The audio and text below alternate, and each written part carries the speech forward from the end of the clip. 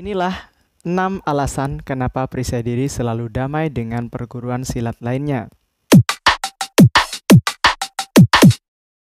Meskipun perisai diri dinobatkan sebagai salah satu dari perguruan historis IPSI yang berpengaruh besar terhadap sejarah dan perkembangan Ikatan Pencaksilat Indonesia yang sampai menembus dunia, dan meskipun perisai diri juga sebagai salah satu perguruan yang menembus dunia yang sudah ditayangkan melalui siaran televisi yaitu di RCTI sebagai salah satu perguruan yang menembus dunia, dan meskipun perisai diri sebagai salah satu perguruan yang mampu menyelenggarakan pertandingan internasional dengan adanya kejuaraan perisai diri International Championship dan juga kejurnas pelajar dan kejurnas antar perguruan tinggi yang masing-masing memperebutkan Piala Presiden RI dan juga Piala Sri Sultan Hamengkubuwono. Akan tetapi, fakta kebesaran perguruan perisai diri itu sangat-sangat tidak ditemukan adanya bentrokan dengan perguruan-perguruan lain, atau dengan kata lain, perisai diri mampu menjadi perguruan yang damai, menjaga perdamaian di dunia pencaksilat bahkan dengan elemen-elemen masyarakat lainnya. Tentunya hal tersebut bukanlah berasal dari ruang hampa. Ada beberapa alasan-alasan yang sudah kami kaji kenapa perguruan yang didirikan oleh Raden Mas Subandiman Dirjo-Atmojo ini mampu menjaga perdamaian dan tidak terlibat bentrok antar perguruan maupun dengan lembaga-lembaga yang lainnya. Berikut 6 alasan, simak sampai selesai. Alasan yang pertama, karena Keluarga Silat Nasional Indonesia Perisai Diri didirikan oleh Raden Mas Subandiman Dirjo-Atmojo yang masih merupakan keturunan dari Keraton Paku Alaman. Nah, karena berada di lingkungan Paku Alaman, tentunya Pak Dirjo dididik menjadi seorang yang berbudi pekerti luhur sebagaimana ajaran-ajaran yang diterapkan di lingkungan keraton tersebut. Tentunya karena Pak Dirjo sebagai pendiri, maka ajaran-ajaran untuk bersikap sopan santun, lemah lembut, dan berbudi luhur itu dibawa ke Perguruan Silat Nasional Indonesia Perisai Diri. Walaupun secara tidak sadar, pasti akan terbawa. Kenapa? Karena sudah menjadi habit atau kebiasaan dari beliau. Tentunya, sikap dari seorang priai atau keturunan bangsa keraton juga sedikit dijaga dan berbeda dengan orang awam pada umumnya. Alasan yang kedua, karena Keluarga Silat Nasional Indonesia Perisai Diri rata-rata berkembang di kalangan pendidikan atau juga di instansi pemerintahan dan di instansi swasta. Hal ini menyebabkan perilaku dari anggota Keluarga Silat Nasional Indonesia Perisai Diri itu berada di lingkungan pendidikan, yang mana tentunya orang yang terpelajar akan malu ketika akan menggunakan tindakan-tindakan kekerasan yang sifatnya anarkis dan lain sebagainya. Nah, itulah yang menjadi alasan kedua kenapa perisai diri selalu mampu menjaga perdamaian di kalangan pencaksilat maupun dengan elemen-elemen yang lain. Karena tentunya orang yang terpelajar akan bersikap lebih terhormat. Alasan yang ketiga yaitu tingkat asisten pelatih atau tingkat biru, yang mana dalam tingkat biru ini menerima beberapa materi-materi penting atau materi-materi yang sudah lumayan inti tapi belum sepenuhnya. Itu ada batasan minimal usia yakni 17 tahun. Sehingga di angka usia 17 tahun ini secara emosional dalam tanda kutip rata-rata manusia itu sudah mampu mengelola emosinya dengan baik. Sehingga sikap arogansi itu kemungkinan besar tidak diperlihatkan atau tidak dilakukan oleh manusia-manusia yang sudah memiliki usia 17 tahun. Itu standar rata-ratanya. walaupun ada beberapa dari kita-kita ataupun dari orang-orang yang sudah berusia 17 tahun itu belum mampu mengontrol emosinya. Tapi itu adalah skala minoritas. Artinya, kebiasaan umum tidak dapat dikalahkan oleh kebiasaan khusus.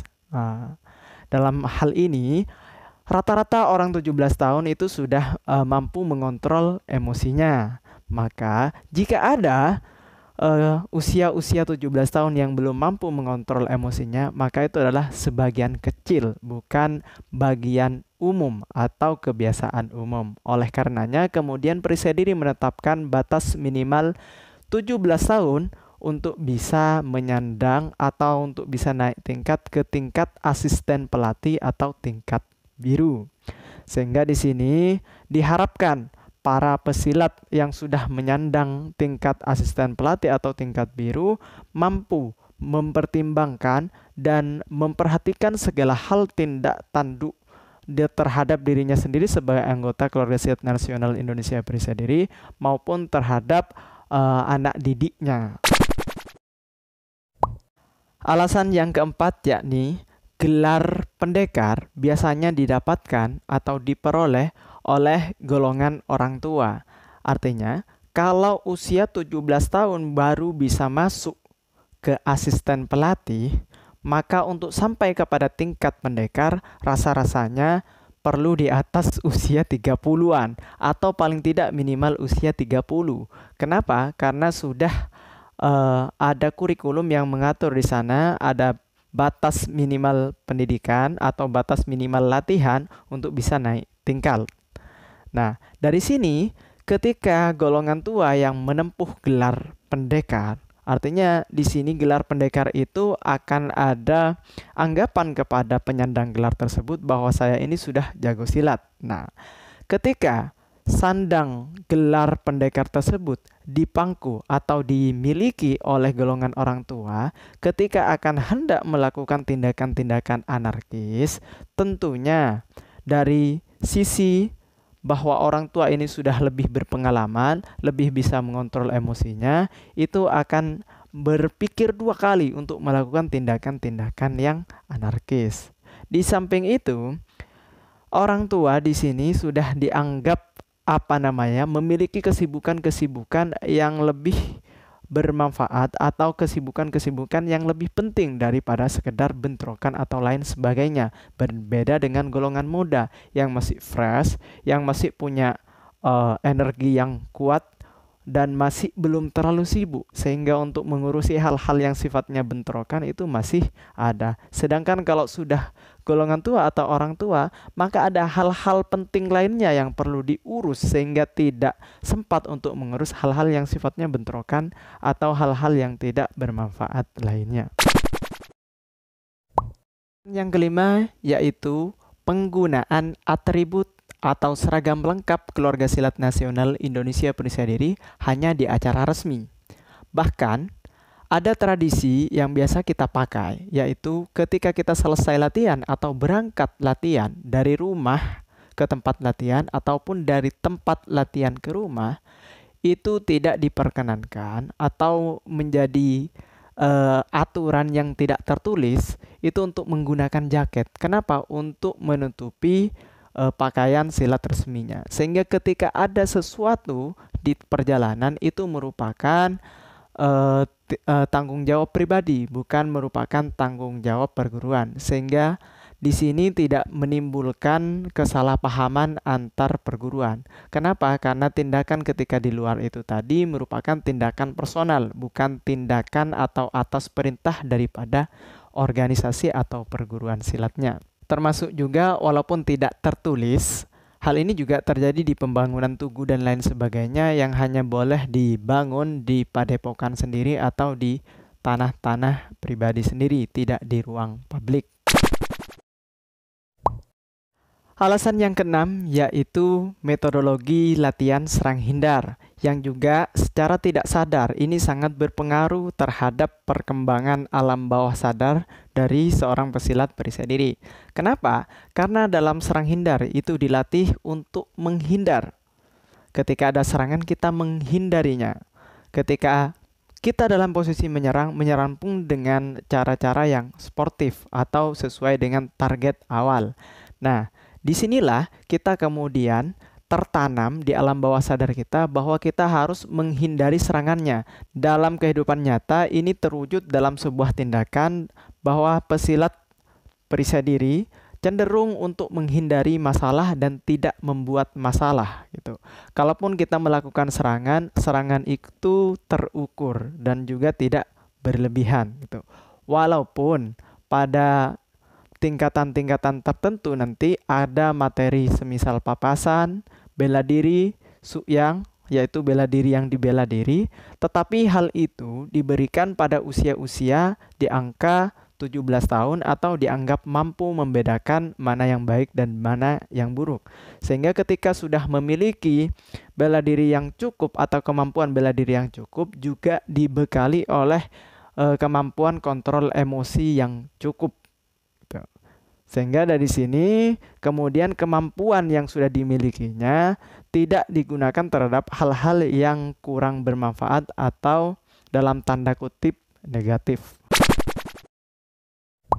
Itulah tadi 6 alasan kenapa Keluarga Silat Nasional Indonesia Perisai Diri selalu mampu menjaga kedamaian antar aliran pencak silat atau bahkan dengan aliran bela diri lainnya dan juga dengan elemen-elemen masyarakat.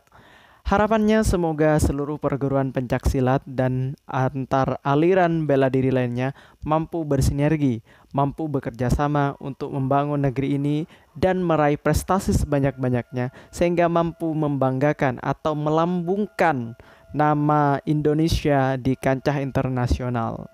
Sekian dari saya, kurang lebihnya mohon maaf. Apabila ada tutur kata yang menyinggung, saya mohon maaf yang sebesar-besarnya karena tiada gading yang tak retak. Begitupun saya sebagai manusia pasti tidak akan pernah luput dari salah dan dosa.